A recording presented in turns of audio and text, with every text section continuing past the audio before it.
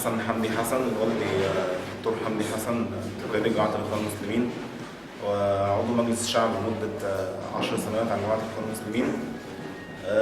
والدي تم اعتقاله من قبل ذلك نهضة النظام حسني مبارك عام 94 أو 95، وتم اعتقاله يوم 28 يناير مع مجموعة 34 قيادي من مجموعة الدكتور مرسي. تم اعتقال والدي آخر مرة ليلة 19/8 أثناء تواجده في العيادة. طبعا يعني كان شيء صعب جدا تواجد قوات الأمن بكثرة وغباء وإهانات وضرب وشتيمة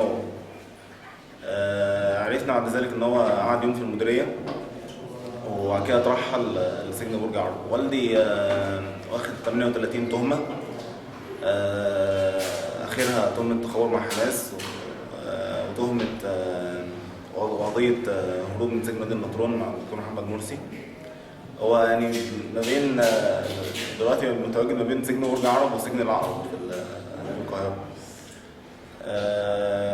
احب اقول لوالدي انا فخور تعرض جدا. للتعذيب؟ نعم. تعرض للتعذيب قبل كده؟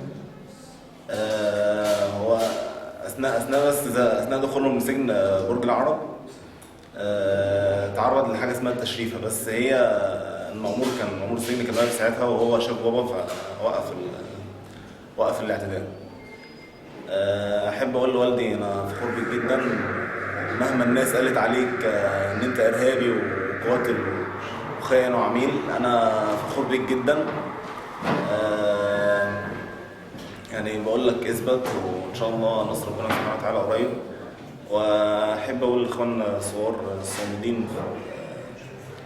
الصامدين يعني ان شاء الله نصر ربنا قريب نصر ربنا سبحانه وتعالى قريب جدا. ان شاء الله الدكتور محمد مرسي هيرجع وان شاء الله الحق هيرجع لاهله.